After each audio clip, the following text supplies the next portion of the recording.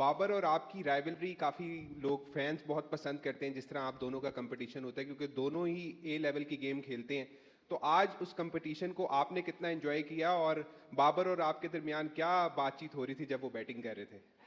बातचीत तो इतनी नहीं हुई। आई थिंक अच्छा प्लेयर तो वह है, लेकिन मेरा ये होता है कि जब भी मैं किसी के साथ भी, मेरा रोल होता है कि नया बॉल है, कोई भी प्लेयर है, उसको आउट करने की कोशिश करूं। और जो आप बातचीत की बात कर रहे हो, मैंने बाउंसर किया था तो वो कह रहा था कि बहुत तेज निकला है, बहुत स्किट कर गया था, समझ नहीं आई।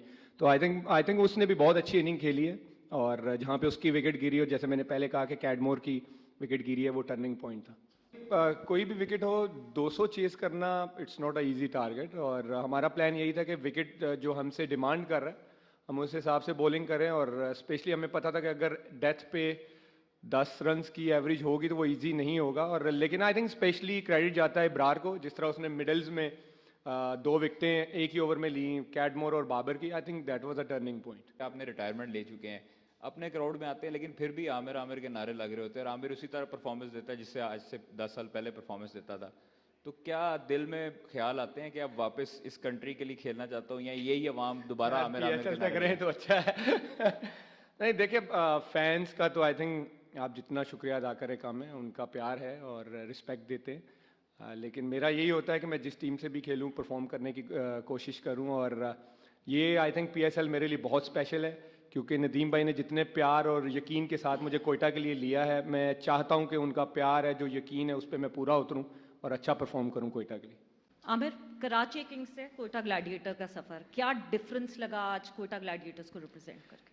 देखिए, पहले तो मैंने कराची के साथ 8 साल बहुत अच्छे गुजारे हैं। सलमान भाई ने भी बहुत प्यार दिया, लेकिन कोयटा भी एक ऐसा है कि जैसे मेरे लिए एक होम फीलिंग है, क्योंकि नदीम भाई wanted me to play for Quetta from day one। और जब आई was coming back from to the cricket, तो मैं ग्रेड 2 भी उनके उमर एसोसिएट से खेला था, और डे 1 से उनका चाहता है कि मैं पीएसएल कोयटा से खेलूं। और मैनेजमेंट, क्योंकि आजम भाई इनके साथ भी मेरा बड़ा अच्छा एक्सपीरियंस रहा, और नदीम भाई हैं ही एक, मैं तो कहता हूँ वो लव है, जितना वो प्यार दे रहे हैं। मैं फिर वही कह रहा हूँ कि मैं आई होप कि मैं उस प्यार पे और उस यकीन पे पूरा उतरूँ कि इस पीएसएल में अच्छा करूँ उनके लिए।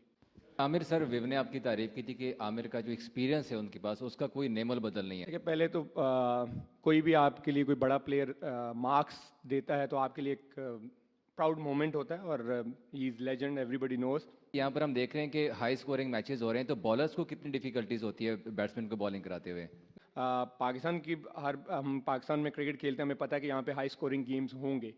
तो आपकी जो प्रैक्टिस का पर्पस होना चाहिए वो इन विकेटों के हिसाब से होना चाहिए कि इन विकेटों पे मेरा क्या स्टॉक बॉल होगा। और मेरा माइंडसेट हमेशा ये होता है, मैं कभी भी बैट्समैन को नहीं देखता, उस दिन जो विकेट मेरे से डिमांड कर रही है, उस विकेट पे कौन सा बॉल मुश्किल हो सकता है बैट्समैन के लिए, मैं उसको अप्लाई करने की कोशिश करता हूँ। तो डेथ बॉलिंग पे कोई खासा काम हो रहा है?